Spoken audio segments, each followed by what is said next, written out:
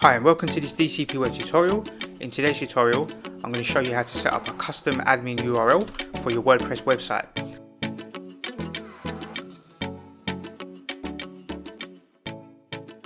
So let's go ahead and open up the web browser, and I'm going to go to this website. I'm building it for a client of mine. So it's just a cleaning company website using WordPress to build this website, and we want to create a custom admin URL. So as default, the URL would be the domain name /WP admin, right? So if we type in WP admin at the end, we'll see the WordPress login page here, and we want to create a custom URL just to hide that particular login. So I'm going to put in my username and password, and we'll log into this account, and then we're going to click on plugins here, and then we'll click on add new plugin, and we need to search for a plugin called WPS hide login.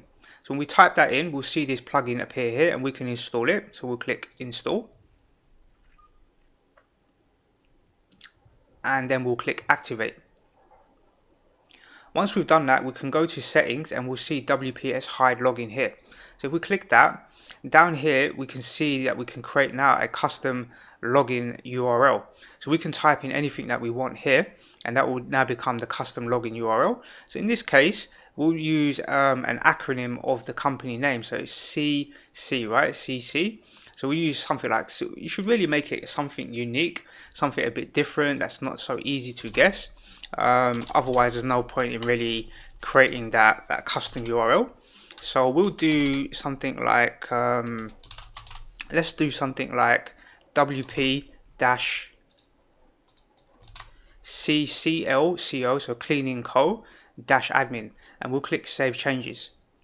So that will now become the custom URL for the admin login. So if we were to log out of here now, and if we try to go to WP-admin, we'll see that we'll go to a 404 error page. So there's no longer that custom URL or that default URL for the admin login. We have to go to this WP-CLCO-admin, and that can be any URL that you want to create. So now we can see it's a custom URL here. So you can give that to your client, and then the client would log in from that URL, and you just need to make note of that particular URL so that if you need to access the admin control panel, you can do that as well. So that's how you go about creating a custom URL for the admin control panel. I'm using SiteGround at the moment to host some of my WordPress websites. I'm just testing out SiteGround. Seems to be working very, very well. They've got some nice plugins as well, free ones like a caching plugin that just speeds up the loading of the website. So this site is still under construction, but I thought I'll show you how to go about creating that custom URL.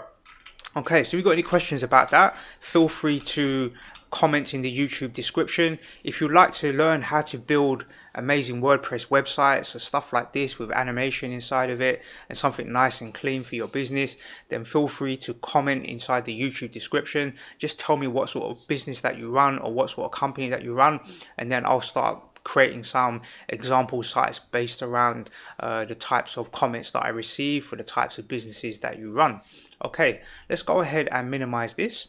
That's the end of this tutorial, showing you how to create a custom admin URL for your WordPress website. I hope you find this tutorial useful, and I look forward to seeing you in the next DCP web tutorial.